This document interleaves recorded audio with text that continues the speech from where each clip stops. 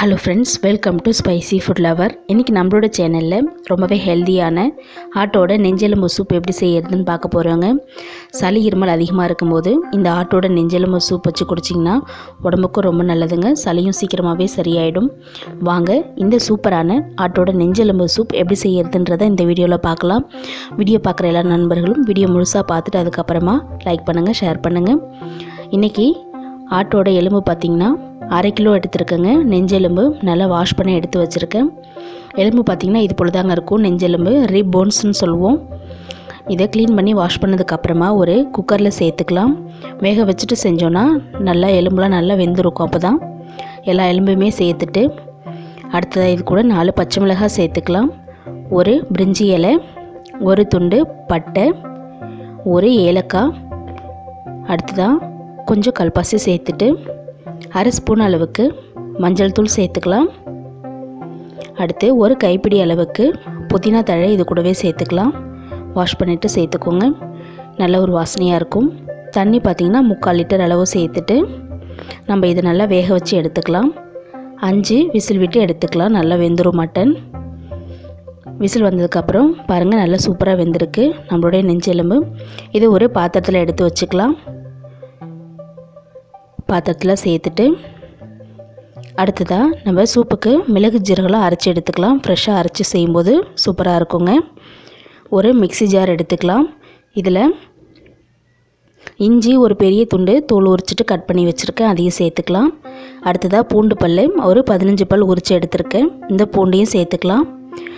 அடுத்து பார்த்திங்கன்னா மிளகு சேர்த்துக்கலாம். மிளகு வந்துட்டு 2 டீஸ்பூன் எடுத்துருக்கேங்க. இந்த ஸ்பூனால் 2 ஸ்பூன் அளவுக்கு மிளகு. அடுத்து ஜீரகம் பார்த்திங்கன்னா அதே ஸ்பூனால் 1/2 ஸ்பூன் அளவு சேர்த்துக்கலாம். 1/2 ஸ்பூன் ஜீரகம் சேர்த்துட்டு அடுத்ததான் மல்லி 1 ஸ்பூன், சோம்பு 1/2 ஸ்பூன் சேர்த்துக்கலாம்.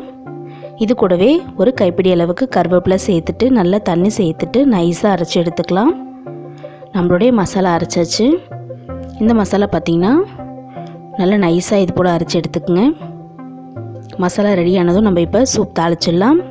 ஸ்டவ் ஆன் பண்ணிவிட்டு இப்போது குக்கர் வச்சுருக்கேங்க. இதில் 3 ஸ்பூன் அளவுக்கு நல்லெண்ணெய் சேர்த்துக்கலாம்.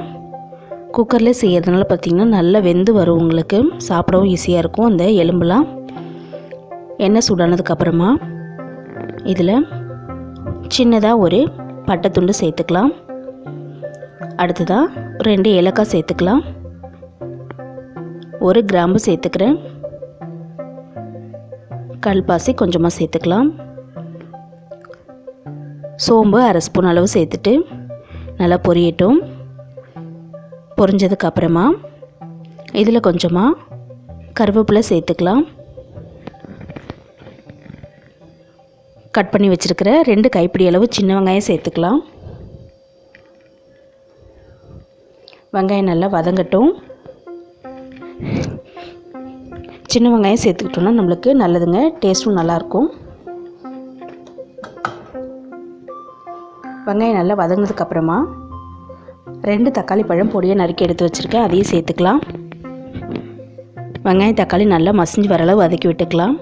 எண்ணெய் பார்த்திங்கன்னா கம்மியாக தாங்க சேர்க்கணும் சூப்புக்கு, அதனால தான் ஒரே 3 ஸ்பூன் அளவு மட்டும் சேர்த்துருக்கேன். தக்காளி நல்லா மசிய வதங்கட்டும். பாருங்கள், நல்லா வதங்கிடுச்சு. இது போல் நல்ல தக்காளி வதங்கினதுக்கப்புறமா நம்ம அரைச்சி வச்சுருக்கிற மிளகு ஜீரக மசாலாவை இதில் சேர்த்துக்கலாம். மசாலா சேர்த்துட்டு இந்த மிக்ஸி ஜார்லேயே கொஞ்சமாக தண்ணி சேர்த்துட்டு அதையும் சேர்த்துக்கலாம். இது போல் ஃப்ரெஷ்ஷாக மிளகு ஜீரகம் அரைச்சி வைக்கும்போது சூப் பார்த்திங்கன்னா ரொம்பவே டேஸ்ட்டு சூப்பராக இருக்குங்க. ரொம்ப காரமாகவும் இருக்காது. 1/2 கிலோ அளவுக்கு இது சரியான அளவாக இருக்கும்.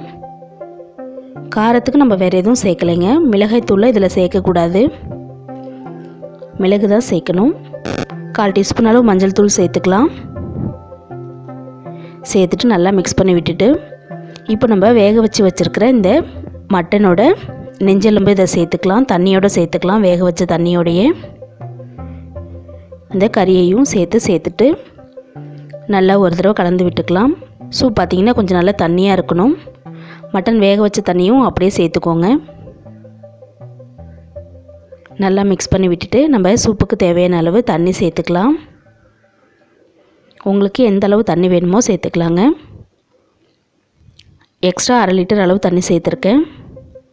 இந்த அளவு நம்மளுக்கு சரியாக இருக்கும். நம்ம ஏற்கனவே தண்ணி இருக்குது, நம்ம வேக வச்ச தண்ணி எல்லாமே சேர்த்து அளவு சரியாக இருக்கும்.